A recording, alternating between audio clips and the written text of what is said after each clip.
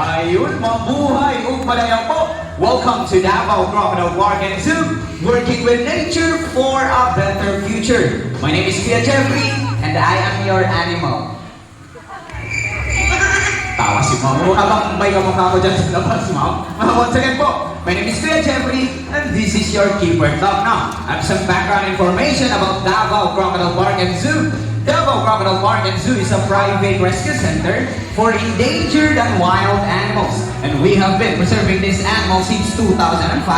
And we are in coordination with the DNR, DOT, and Big AI. Now, as a way of saying thank you for being with us in this prolific afternoon, we brought you a show where you will meet our animal ambassadors and to get your free selfies after the show. But before that, I have some friendly reminders for you to follow muna. So una po, sa mga nakatayo po, upo lang po tayo. And guys, do not attempt to catch our animals while the show is ongoing po. Second, to those who are eating, I'm so sorry. Kindly finish it up or finish it later after the show. And lastly, to those who take photos or videos with our animals, bawal po ang camera.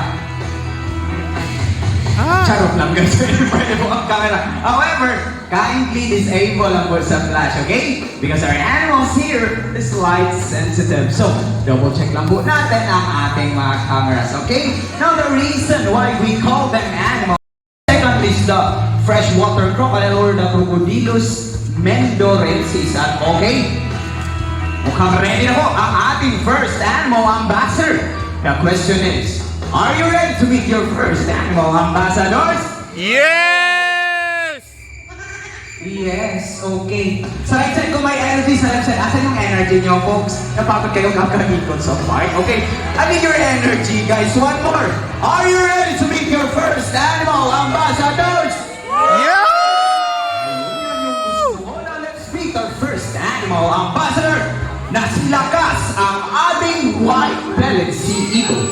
And wait on folks, their own kind, and the rest of the animal kingdom to give you a message that is to protect, to preserve, and to conserve, and do not destroy their habitats. That's why, please help us with our mission to conserving them. By the way, we are still working with wild animals. As much as we want to train them, we don't want to change their behavior at mukhang. Okay, wait lang natin mga trainers folks ha. Mukhang ready na ba ang ating first animal ambassador? Kuya? Okay. Ayun, asa na sila kas? Wait lang guys ha. Okay. Naninibago sila kas Kuya Sari. Ayan. Here we go. Once again folks, that is Lakas, ang ating white-bellied sea eagle.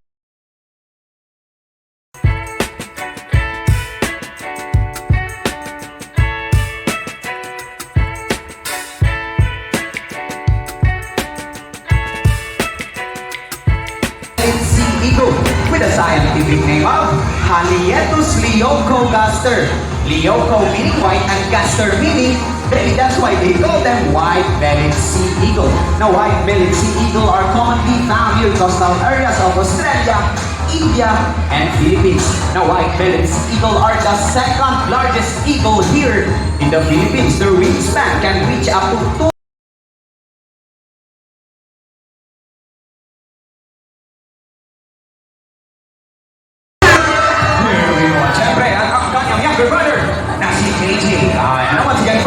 This is Mr. Bill and JJ, our Philippine great hornbill with a scientific name of Buceros mindanensis. Minda meaning Mindanao, and ensis meaning belonging to. Therefore, belonging to Mindanao. As you can see guys, their bills or ang kanilang mga tuka, it comprises 30% of its body. So ngayong hapon, magpapakitang gilas sila gamit ang kanilang mga tuka. But before that, I have a job for you to follow muna, okay? At the count of 3, you need to shout fly. Okay, practice muna. 1, 2, 3! Oh, yun, so right-side ko talaga. May energy sa left, fly. Asan yung energy yung kanino, guys? Kayo talaga? Okay, one more pala, okay? At the count of 3, 1, 2, 3! Ready na ang ating mga bisita o mga kuya. Kuya Cyril, Kuya Jimar, ready ba ang ating mga kalaw? Now folks,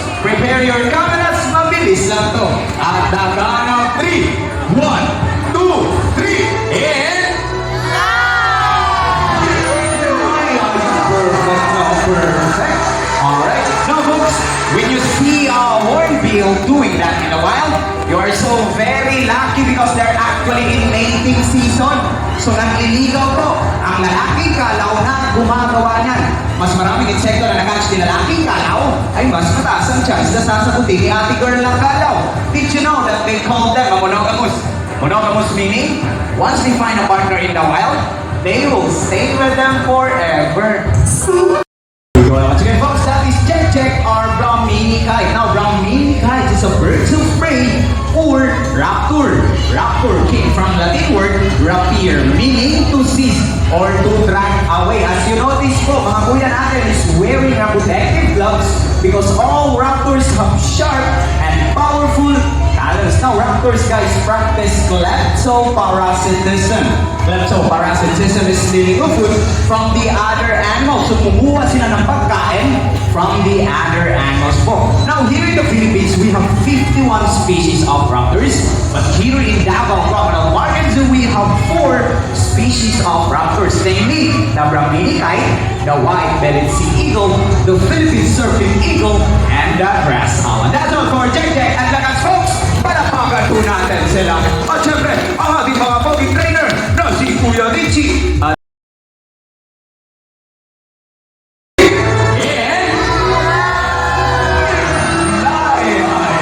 and that is our Philippine Great Hornbill, or also known as the Kalaw, the alarm clock of the rainforest because they make noise every morning, noon, and afternoon. Palapagan po natin sila, folks. Siyempre, perfect now, perfect. Now, Kuya Jimar.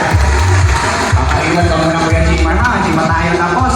Now, folks, after mating season is breeding season na. In the span of 40 days, hindi lalabas si babaeng kalaw inside her nest.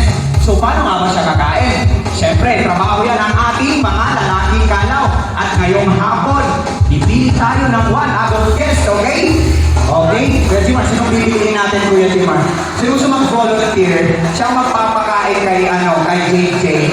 Okay. Adult at adult. Female adult guest, female. O, sino gusto? Sige naman. Female adult guest, sir. Si Ma'am Kaway, kami here, Ma'am. Sige. Don't you worry, hindi po nangangagat si Kuya Jimar. Kuha ka ng grade kay Kuya Jimar. Wait lang, bibigyan ka ni Kuya Jimar. Kuha ka ng isa. Okay. Ayan, don't you worry, Ma'am, ha? Malinis yung grapes namin. Okay, Ma'am. Ang grape, put in between your teeth po. Yes po, put in between your teeth. Don't you worry. In short, Ma'am, magkikiss kayo ni JJ. Oh, sana all alright. Here, Ma'am, put in between your teeth. Ayan. Okay. Ayan, yan.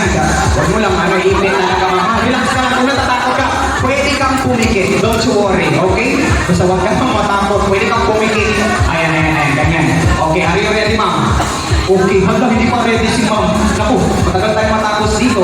Ayan, relax ka lang, Ma'am, ha? Okay, and 3, 2, 1, Kuya Jimar. Ayan, perfect na, perfect. Ma'am, anong feeling mo si JJ? Alright, syempre, isa pa ba, guys? Okay, one more pa. Okay, kuha ka ng grapes kay Kuya Jimar. And then, put it between your teeth. Ayan, dapat ganyan. Perfect na perfect, Ma'am. Okay, ready ka na, Ma'am? Okay, yung kamay, lagay mo sa likod. Okay, wait lang, Kuya Jimar. Okay, Ma'am, ready ka na ba, Ma'am? Okay, mukhang ready na si Ma'am, Kuya Jimar. And this time, Ma'am, si Kuya Jimar, ako kuha ng grapes. Okay, nakuya ka. Andiyan ba yung boyfriend mo, Ma'am? Ay, sorry, sir. Joke lang po ito, okay? Ito talaga, Kuya Jimar. Okay, now, ready ka na ba, Ma'am? Sisi lang ko, okay? In 3, 2, 1, Kuya Jimar. Yes! Ayan, perfect na perfect. Thank you so much. Ano? Ibu ko kayo. Charot. Kinabahan ko rin si Ma'am. Pwede ka na makakalisin mo ba?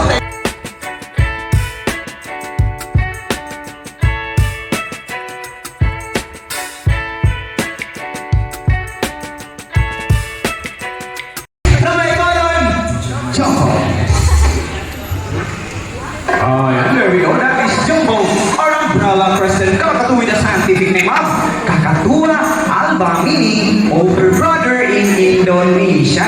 Now, the reason of global warming is due to air pollution coming from our transportation. And this afternoon, we will show us some alternative ways to lessen our carbon footprints using a bicycle. Now, Jumbo, sakay, pat, so pat, yeah, first station,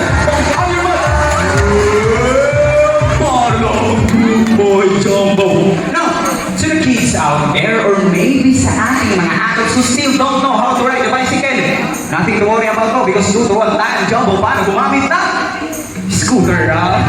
Jumbo, napakasisiw sakay. Pandiyan naman Jumbo. Tama na Jumbo, si Manong Sky Latini ay perfect Jumbo. You see guys, even our animals love to help from Mother Nature. You can also help by doing reuse.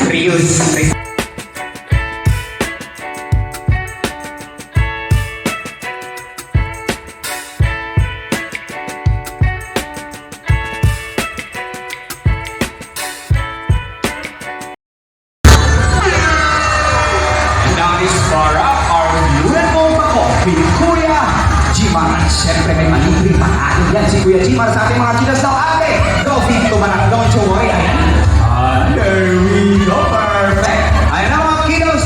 Coffee to ba na don't you worry. Hindi po yan nangangagat si Parang. Okay. Ayan. Okay. Awat dito sa kabila Kuya Jimar. Ayan si Kuya. Ayan si Kuya. Ay ko. Ayan. Awat dito sa kabila si ate ko. Ate Coffee. Ito ba na? Dahan-dahan lang sa pagbigay ng seeds ate ha. Baka si Kuya Jimar ang kakain ng seeds. Oh, okay. Okay, Jimar. Okay, okay na. Once again, folks, this is para our blue and gold taco with a scientific name of Ararauna, meaning genius. Why are they called geniuses? Because they have mental capacity of a 4-year-old child. So magkasing talino lang ni Barak. Ang apat na taong gulang ng bata. And just like most parents, guys, si Barak ay may tinatawag na zygodactyl. What is zygodactyl nga ba? Papakita yan ni Barak using a Filipino footwear called Anang Kada na Barak. Suot. Baglay na is zygodactyl at work, guys. Two in the front, two in the back, allowing them to grab items. So marcha, good boy, right, left, and wow. Good boy, Barak ka Barak. High five ko Kuya Jimar na kayo. One more. Oh, ayan. Very good na Barak. Kiss to Kuya Jimar daw. Kiss to Kuya Jimar. Kiss. Si Barak na Kuya Jimar. Oh, one more. Sana all na po. Si Kuya Jimar, kiss po Kuya Jimar. Iyan. Okay na po, sa hindi lang yan. Si Barak ay isang tuturuan tayo ni Barak paano mag-segregate ng kanyang basura. Siyempre, so ano na ni Kuya Jimar? Ang ating basurahan, a non-biodegradable bin. At siyempre, ikapares yan, folks. Wait lang. Ayan. Okay, wait lang, Barak. Kapaka-excited ni Barak, folks. Okay, ang biodegradable bin. At check yan na Barak kung gumagana pa. At mukhang gumagana naman, Kuya Jimar. Okay, mukhang ready na si Barak, Kuya Jimar. Tagaan ng 3 na parang basura. 1, 2, 3, and go! Okay guys, anong kinukuha ni Barak? A piece of plastic. Siyempre, sa kanila na ang plastic? To the non-biodegradable bin. Good boy. No, a piece of leaf. Dahon. Siyempre, sa kanila na dahon. To the biodegradable bin. May dalawa pa boy. A piece of leaf. Dahon na naman. Siyempre, sa kanila na dahon. To the biodegradable bin. At last na boy. A piece of plastic. Siyempre, sa kanila na plastic. To the non-biodegradable bin. Palapakan po natin si Barak guys. Napakagaling.